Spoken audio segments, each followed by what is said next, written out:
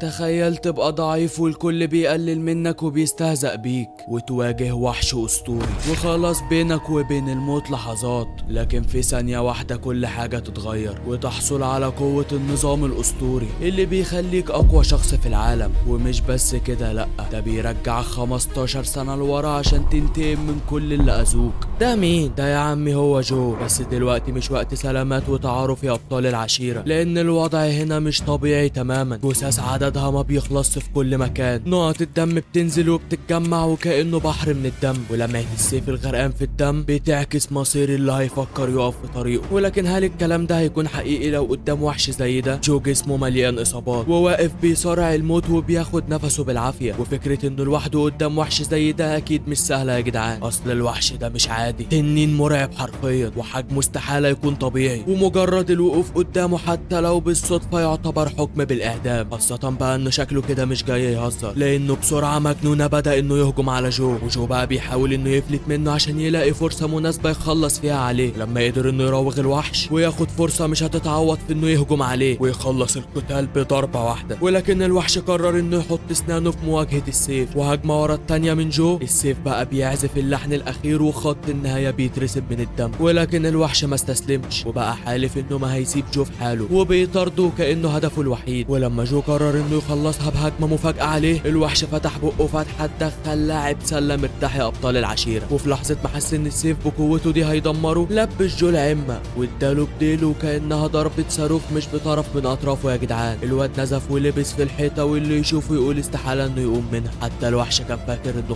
خلص عليه وجري عشان يديله القضية، ولكن جو استحالة يتهاون. دي حياته يا جدعان، مش مجرد لعبة هيضحي بيها تحت أي ظروف. ورجع تاني واستجمع قوته، وفي هجمة قاتلة حاول إنه يخلص على الوحش، وفعلا قدر إنه يخترق دماغه. ولما افتكر إن اللعبة خلصت، الوحش قدر إنه يعكس قوة الهجوم عليه، وده عمل انفجار مش بس رجع جو مكان ما جه، ده كان ناقص يرجعه بطن أمه من جديد. ويا ريته استكفى. الوحش انقض على جو، وأول ما قفش رجليه في بقه بقى حالف ما هيسيبها. الواد بيحاول إنه يفرد رجله من بق الوحش المفترس ده، لدرجة إنه بقية السيف اللي اتدمر دخله في عينه عشان يقدر يفلت منه. ولكن العكس، الوحش شكله كده رجلين جو دخلت مزاجه وقام واخد رجله التانية بعدها. الواد بيتألم ومش قادر يقاوم، دمه بيطير منه في كل مكان، ورجليه خلاص ما بقاش حاسس بيها. وفي غمضة عين الوحش خده ونزل بيه على الأرض، وبقى عمال يحاول ياكله كله، والواد مش قادر يقاوم. مشهد بشع يا أبطال العشيرة. الوحش في عينه شر مش موجود في عيون الشياطين نفسهم، بيفترس في جو كأنه آخر وجبة ليه في الحياة، وعايز يستمتع بجزء فيها لحد ما الواد فقد الوعي. وأول ما فاق الواد بقى مستغرب، ما هو أكيد مات يعني مش عايش، بس ايه كل الجثث والدم اللي حواليه ده؟ يا نهار اسود، هو انا مت ودخلت النار ولا ايه يا جدعان؟ ولما زحف لقى سلاحه، واول ما لف وشه شاف التنين واتاكد انه لسه ما ماتش ولا حاجه. وبرغم انه مش متاكد انه مات ولا لا، بس اللي متاكد منه انه اتجنن رسمي. الواد بقى عمال يضحك ويقول اني استحاله اموت موته ساذجه زي دي، ولكن خلاص القدر كتب النهايه. وفي هجوم الوحش عليه، جو شاف الموت بعينه 1000 مره في الثانيه الواحده. بس لا،